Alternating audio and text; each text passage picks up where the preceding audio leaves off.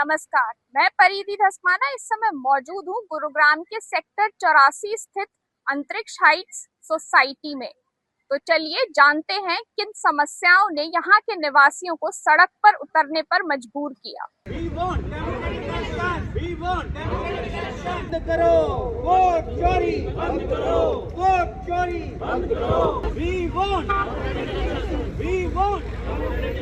Sir last चुनाव जो RW claim करती है 2023 में क्लेम करती है, ठीक है, और उसका अप्रूवल 2.5 साल बाद डीआर से आता है, ठीक है।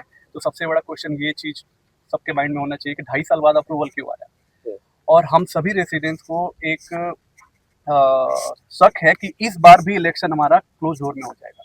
7 जनवरी को करंट गवर्निंग बॉडी का आखिरी दिन है और हम चाहते हैं कि डेमोक्रेटिक वे में इलेक्शन हो। और आप बताइए 3 महीने इलेक्शन रह गए, अभी तक हमारे मेंबरशिप लगभग 400 मेंबर हो चुके हैं, डीआर पोर्टल पे अपलोड नहीं हुए, रिसिप्ट नहीं दी जा रही है। 7-8 महीने हो गए, रिसिप्ट नहीं दी गई। लास्ट ईयर जब हमने अप्रैल मंथ में हमने मेंबरशिप की थी, उसका रिसिप्ट मिला हमें दिसंबर में, 7-8 महीने बाद, वो भी बहुत सारा क्वेश्चन करने के बाद।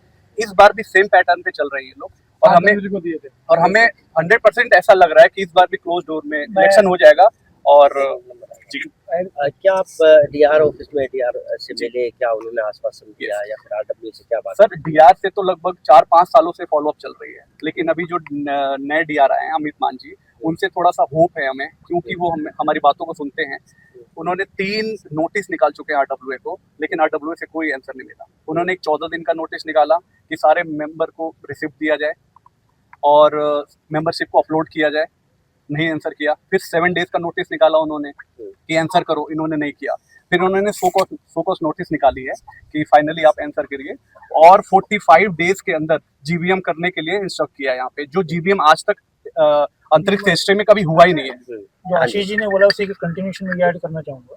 हमारी सोसाइटी के अंदर लगभग 1100 फ्लैट है और पिछली बार जब जो चुनाव हुआ, जिसको चुनाव कहते हैं, उसमें लगभग 15-16 लोग मुश्किल से रहे होंगे। बाकी लोगों को कोई इंटीमेशन नहीं थी कि चुनाव कब हुआ, कैसे हुआ। तो वो ऐसा लगता है क्लोज डोर में करके कि तुम मेरे हो गए, ये हो गया, इसी तुम प्रेसिडेंट बन जाओ, तुम बन जाओ। वो जो सारे लोग हैं, तो वो क्योंकि उन्हें हम लोगों ने चुना ही नहीं, उन्हें चुना ही किसी और ने है, तो उनका जो सारा इंटरेस्ट होता है वो दूसरी तरफ होता है। अब वो जो चाहते हैं, जैसे बिल्डर्स की कुछ स्ट्रक्चरल डिफेक्ट्स की रिस्पॉन्सिबिलिटी है, तो उससे भी वो उसको अब्जॉल्व कर रहे हैं कि नहीं जी ये कुछ नहीं है। यहाँ पे देखो पानी ऊपर से लेके छत से नीचे बेसमेंट में आ जाता है, उससे भी उठा के ना बिल्डर्स को अब्जॉल्व कर रहे हैं, जिससे कि वो सोसाइटी खराब हो सकती है, लेकिन कोई उसको ध्यान देने के लिए तैयार नहीं है। फिर हम लोगों ने उस सब ने अपनी एक सिक्योरिटी डिपॉजिट बिल्डर को दे रखी है 24 महीने के मेंटेनेंस की, जो कि ये लोग उसमें भी हमें ये पूरा शक है कि ये उससे ना बिल्डर जो है वो उस चीज़ को खा जाएगा, या वो हमें आधी अधूरी वो मिलेगी, या हो सकता नहीं मिले। इन्होंने 29 अगस्त तक मेरे को बिजली का कूपन नहीं दिया, फिर 30 तारीख को मेरे को पुलिस बुलानी पड़ी। तो अगर ये चाहते हैं कि हर चीज़ पे ऐसे पुलिस को ही बुलाना है और ऐसे ही लॉ एंड ऑर्डर उन्हीं के थ्रू काम करना है, तो वो इनकी इच्छा है। हम लोग फोर्स होकर के उसको बुलाते हैं। आ रहा हूँ मैं लिखा हुआ। तो अभी उसमें इशू यही है, ये किसी के गवर्नमेंट ऑर्डर को कोई ध्यान नहीं देते, कोई वैल्यू नहीं दे देते, और गवर्नमेंट भी उसको उस तरीके से स्ट्रिक्ट होकर के काम नहीं कर रही। इन्होंने सीजेएफ ने उठा के हमारे मानेसर में एसडी ऑपरेशंस हैं मिस सुमन, उनको ऑर्डर दिया है कि आप अभी 7 दिन के अंदर ये इम्प्लीमेंट कराइए। 7 दिन के भी वो मेरे ख्याल से 15-20 दिन होने वाले होंगे, उन्होंने नहीं कराया। हम उनको पर्सनली हमने अप्रोच किया, उसके बावजूद उनका कोई ध्यान नहीं। अब इसको मैं क्या कहूँ, मुझे समझ में नहीं आता कि क्या अथॉरिटीज भी मिली हुई हैं और क्या कर रही हैं, अथॉरिटीज हेल्पलेस हैं, वो इनको देखना है। और ये कैसे चल रहा है, क्या अथॉरिटीज इन पर ध्यान देंगी नहीं देंगी, वो अथॉरिटीज को डिसाइड करना है। कुछ बातें और इसमें ऐड करना चाह रहा हूँ। सीजीआरएफ का आदेश आया था, और ये आदेश पहले और सोसाइटी में भी आ चुका है कि बिजली के बिल के साथ मेंटेनेंस को किसी भी हालत में ऐड करना गैर कानूनी है। ये पहले और सोसाइटी में भी था, वो आदेश हमने देखा, तो हमने भी इसके लिए अपील करी, क्योंकि इन्होंने हमारे यहाँ भी यही कर दिया था। अभी 4 महीने से कर रखा है इन्होंने कि बिजली के बिल के साथ मेंटेनेंस को ऐड कर दिया। अब वो कंपलसरी हमें मेंटेनेंस देना पड़ रहा है, कोई रिसिप्ट नहीं मिलती उसकी हमें। और उस आदेश सीजीआरएफ ने जब आदेश दे दिया हमारे पक्ष में, उस आदेश की भी सरासर उल्लंघन कर रहे हैं और अभी भी चल रहा है, कोई परवाह नहीं कर रहे, अभी तक वही चल रहा है। जबकि उन्होंने 7 दिन का समय दिया, 14 दिन का और समय दिया, लेकिन कोई इन पे असर ही नहीं पड़ रहा है। ये आरडब्ल्यूए की मैं आपको थोड़ा सा इतिहास बता दूं कि 2019 में बिल्डर्स को जब ये सोसाइटी अपनी पूरी की पूरी हैंडओवर करनी होती है कानून के हिसाब से, तो उस हैंडओवर करने से पहले अक्सर बिल्डर ऐसा करते हैं कि अपनी लायबिलिटी से बचने के लिए वो क्या करते हैं कि पूरी सोसाइटी को अपनी ही एक बनाई हुई RWA जो उनके लिए सहयोग करेगी, यानी उनकी खरीदी हुई RWA, उसको सेल्फ इलेक्टेड RWA बिना किसी इलेक्शन के, बिना कोई मेंबरशिप किए, जो चंद लोग होते हैं 15-20 लोग, वो अपनी बना लेते हैं और किसी को बुलाते नहीं है। एक भी आज तक 2019 में पहली बार इलेक्शन किया, RWA बनाई, और अभी इन्होंने क्या किया, 1 साल पहले उसको हैंडओवर कर दिया। हैंडओवर करने के लिए सोसाइटी के किसी को नहीं पता है, सिर्फ RWA प्रधान को पता है और उनके जो मेंबर्स बने हुए हैं उनको पता है, किसी को पता भी नहीं है, चुपचाप हैंडओवर हो गया। कोई जनरल बॉडी मीटिंग आज तक नहीं बुलाई गई है, आज तक। 2019 में RWA बनी है और बने हुए 3 साल वो हो गए, 3 साल ये पूरे होने वाले, 3 साल टेन्योर होता है, 6 साल होने जा रहे हैं। जनवरी में इलेक्शन है, टाइम कम बचा है, इलेक्शन की कोई भी कार्रवाई शुरू नहीं करी है अभी तक इन्होंने, यानी फिर दोबारा भाई गुपचुप अंधेरे कोने के अंदर जाके फिर से ये इलेक्शन करवा लेंगे। साफ साफ दिख रहा है ये, एक बात का जवाब नहीं देते। हम कोई मेल कर रहे हैं, मेल का आज तक एक जवाब नहीं आया। सर जितने लोग खड़े, कितनी बार हम लोगों ने मेल करी, एक मेल का जवाब नहीं देते। और दुर्भाग्य की बात यह है कि जो गवर्नमेंट एजेंसीज है वो भी मेल का जवाब नहीं दे रही है। ये बड़ा अजीब चीज लग रही है कि क्या मैनेजमेंट होता है, क्या होता है, कुछ समझ में नहीं आ रहा। हम तो विश्वास करते हैं सरकार के ऊपर कि सरकार हमारे लिए कार्य करती है, हम जनता है, लेकिन दिखाई नहीं पड़ रहा है ऐसा बिल्कुल भी कि वो एजेंसीज भी क्यों नहीं एक्शन ले रही हैं। तो ये बड़ा 19 में 22 में इलेक्शन हुआ, किसी को नहीं पता। मैं यहाँ 2012 से फ्लैट मैंने लिया था, 12 से आज तक एक भी मेरे पास कोई इन्फॉर्मेशन नहीं आई, कोई मेंबरशिप ड्राइव के बारे में कोई बात नहीं आई। अकेला मैं नहीं हूँ ऐसा कि बाई चांस मैं रह गया हूँ, यहाँ सभी लोग खड़े हैं, आप सबसे पूछिए, किसी को नहीं बताया जाता कि मेंबरशिप ड्राइव चलानी है नहीं चलानी है। अपने लोग जो उनके सहयोगी होते हैं, जिनको उन्होंने ऑबलाइज किया हुआ होता है, उन लोगों को वो चुपचाप मेंबरशिप बना के शामिल कर लेते हैं और उन्हीं लोगों से वो इलेक्शन में, क्योंकि वो भावनात्मक तौर पे थोड़ी बहुत हेल्प करती है, तो आदमी इंसानी तो है, वो सोचेगा बड़े अच्छे लोग हैं ये लोग झूठा प्रोपेगेंडा हम लोग कर रहे हैं उनके खिलाफ। हम अपना अधिकार मांग रहे हैं एक नागरिक के तौर के ऊपर। एक कोई भी सोसाइटी होती है रूल्स के अनुसार चलेगी ना, वो मनमानी थोड़ी चलेगी, तो वो रूल्स को फॉलो करवा देना। ये RWA ऐसी कौन सी ये जादू का पिटारा हो गई कि इसको कोई हिला नहीं सकता? ये क्या भगवान हो गए क्या ये लोग कि हम इनको कुछ नहीं कर सकते? नहीं, हम इतना अपाहिज महसूस कर रहे हैं, इतना करोड़ों रुपए हमने अपना खर्च करके अब फ्लैट लिया है और हम लोग अपनी बेसिक सुविधाओं के लिए तरस रहे हैं, कोई एक्शन नहीं होता, कोई सुनता नहीं। और अगर हम उनके ग्रुप में जो शामिल थे व्हाट्सएप ग्रुप के अंदर, जैसे ही हमने कोई आवाज उठाते हैं तुरंत वो कीर्ति जो यहाँ की प्रधान है वो तुरंत एग्जिट कर देती है, हमें ग्रुप से रिमूव कर देती है। कितने लोगों को रिमूव किया है उसने? तो ऐसी क्या तानाशाह हो गई वो? अरे हम लोगों ने चुना है, हमारे लिए काम करना था, आप लोग बिल्डर के लिए काम कैसे कर रहे हो? हम लोग नहीं चुना, हमारे को थोपी गई है, थोपी गई है।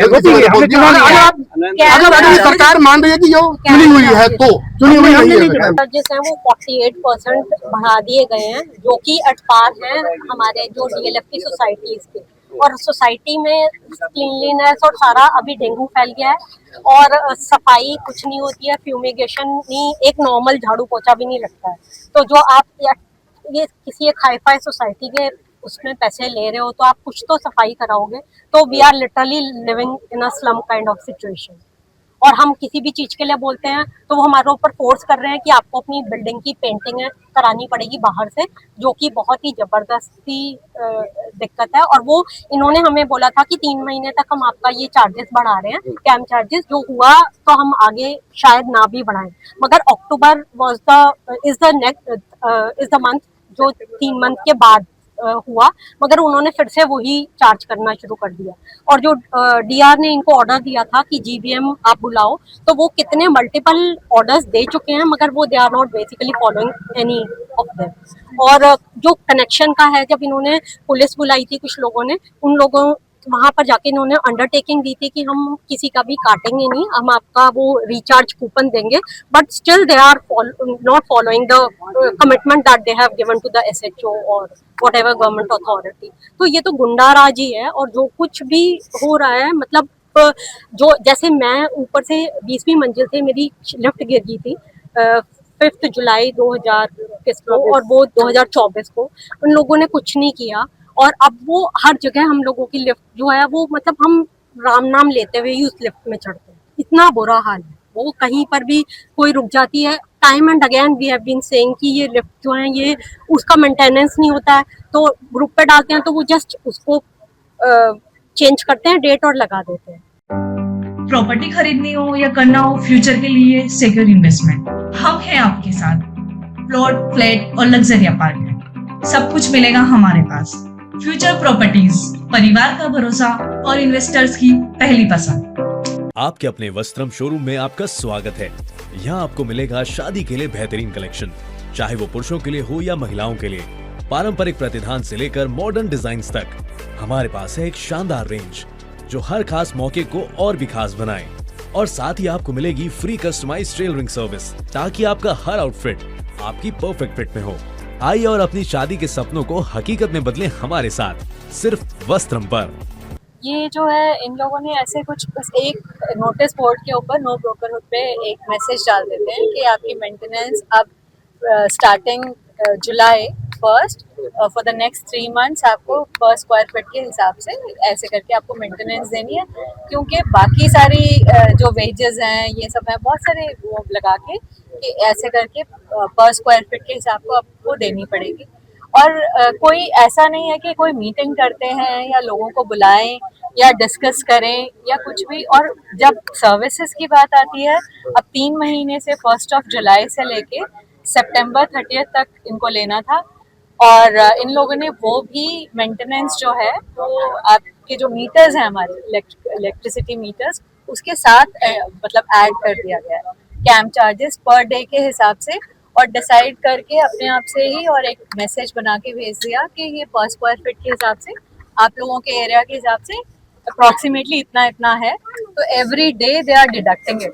और इन लोगों को हम लोग बोलते हैं सर्विसेज के लिए, सर्विसेज ये लोग नहीं दे रहे हैं और इनके पास कोई पर्सन्स नहीं है। और जब हम लोग देखते हैं कि कोई जना आता भी है या कुछ भी, तो ये लोग दिहाड़ी पे उठा लेते हैं, वो परमानेंट स्टाफ भी नहीं है। और वो इतनी अनहाइजीनिक कंडीशंस में हम लोग यहाँ पर रह रहे हैं, और सीपेज के इश्यूज इतने ज़्यादा हैं, प्लास्टर इतना गिरता रहता है। और अब सेम चीज़ वही हो रही है कि पेंट के लिए भी अब ये लोग एक्स्ट्रा चार्ज करने के लिए बोल रहे हैं कि 40-50% जो लोग हैं अगर एक टावर के अग्री करते हैं तो ये लोग सब लोगों को वो मैसेज में भेज देते हैं कि आपकी मेंटेनेंस में से कटेगा, आप लोगों को एक्स्ट्रा पेमेंट करनी है। तो दैट्स नॉट फेयर। और जब लोगों से पूछा जाता है तो ये लोग सिर्फ 8-10 लोग ही होते हैं जो कि मैनेज करते हैं ऐसे करके, और ये गुंडा राज चला रही है। सर अभी रिसेंटली मेरे साथ ये हुआ है कि मैंने 20 दिन पहले इलेक्ट्रिसिटी के लिए रिचार्ज लेने के लिए मैंने उनको पैसे दिए 1500 रुपए। वो 20 दिन करीब हो गए हैं, वो आज तक नहीं दिए हैं और वो मना कर रहे हैं। वो बोल रहे हैं कि हम नहीं देंगे आपको कूपन, आपको मीटर बदलना पड़ेगा, मतलब नया मीटर लगाना है। और नए मीटर में क्या है, उनकी दादागिरी है, वो जो मन मर्जी पैसा काट ले रहे हैं, किसी को पता नहीं चलता है। और मीटर भी जो है कभी सही कभी गलत, नए वाले मीटर में बहुत इशू है, तो ये दिक्कत है।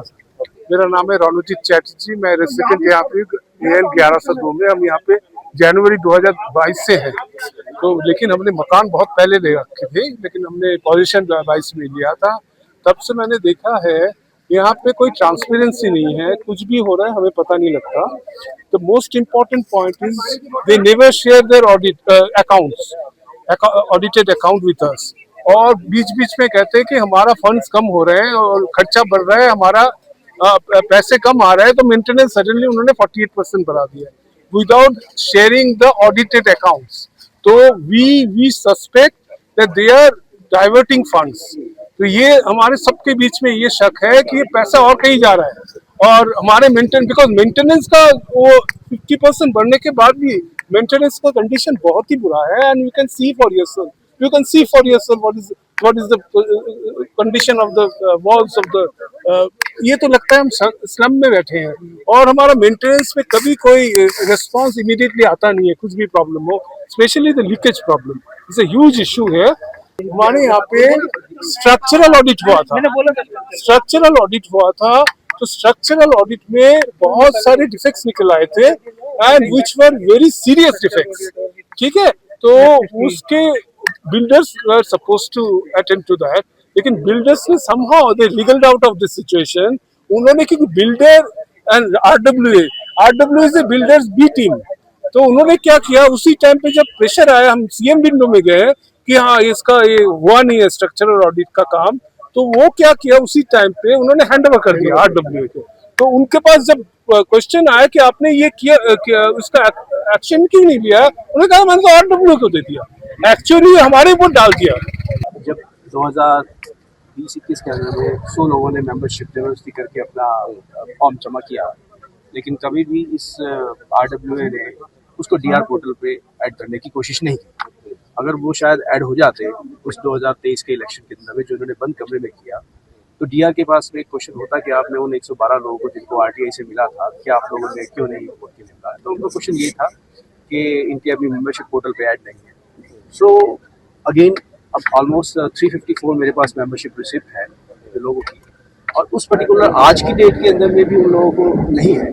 तो सीधा सीधा मॉडस ऑपरेंडी है कि आप वोटिंग राइट मत दीजिए, वोटिंग राइट मत दीजिए। जब आप वोटिंग राइट नहीं देंगे तो ऑटोमेटिकली उनके पास जो इन्वेंट्री अनसोल्ड है उनको आप अपना वोटिंग राइट दे देंगे, और एक दिन आएंगे यहाँ पे इलेक्शन करके चले जाएंगे। अचानक से पता लगेगा कि यहाँ पे एडमिनिस्ट्रेटर बैठ गया है, आरओ बैठ गया है, और एडमिनिस्ट्रेटर और आरओ बैठने के बाद में आप नया मेंबर नहीं ऐड कर सकते। ये बहुत क्लियर है। मान साहब ने जो बीच में इंटरव्यू दिया था उसमें किया है कि एडमिनिस्ट्रेटर और आरओ बैठने के बाद में आप चाहे लास्ट मेंबरशिप आपके पास रिस्ट्रिक्ट है भी सही, तब भी आप वोटिंग देने के लिए नहीं दिया। सो जो मेन एजेंडा हमारा ये है कि हमने चाहे सीएम विंडो पे कंप्लेंट कर रखी है, हमने डिस्ट्रिक्ट मजिस्ट्रेट के पास किया हुआ है, डीआर के पास गया हुआ है, हर पोर्टल के ऊपर में हमने कंप्लेंट डाल रखी है कि जो हमारा जो वोटिंग राइट है हमें वो दे दीजिए, बिकॉज वोटिंग राइट सब कुछ यहाँ डिसाइड करना है। आपने कहा वोटिंग राइट दे दीजिए, सीएम विंडो से लेकर डीआर ऑफिस तक आपने गुहार लगाई, क्यों आपका नाम ऐड नहीं होगा?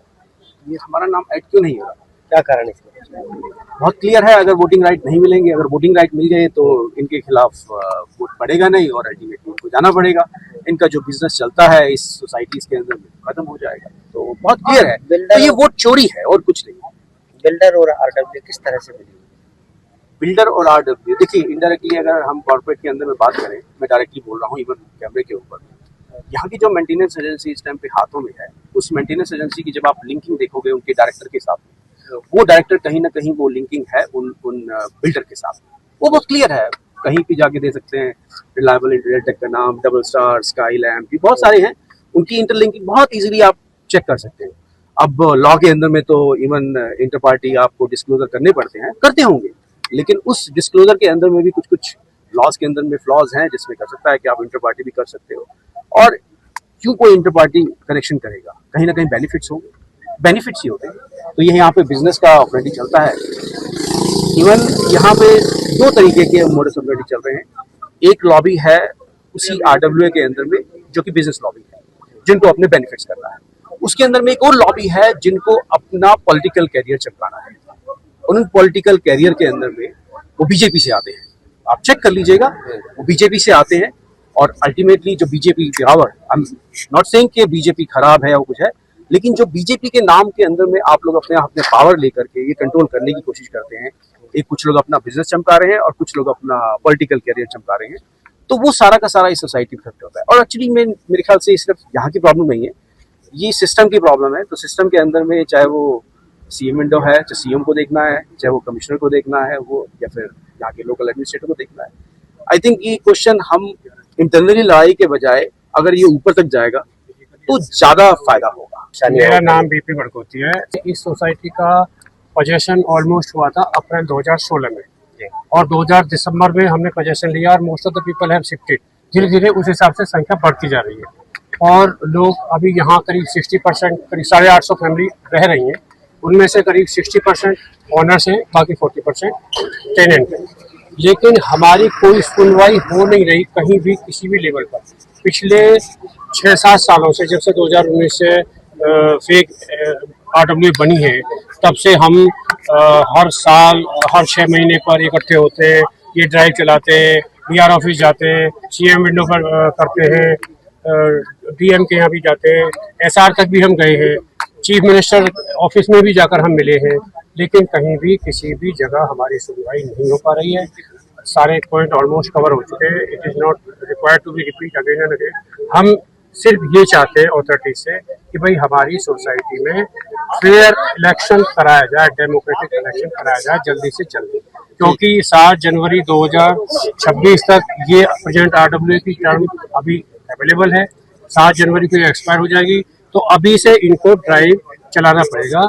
डीआर ने भी क्लियर ऑर्डर दे रखे हैं कि आप अभी मेंबर बनाइए। एक मेन पॉइंट इन्होंने क्या स्टार्ट किया है कि इतने हमारे 13 टावर्स हैं, 13 टावर्स की total painting where the huge amount is involve, may be around 6 crore, at least 6 crore, ये उसको अपने हिसाब से कर रहे हैं।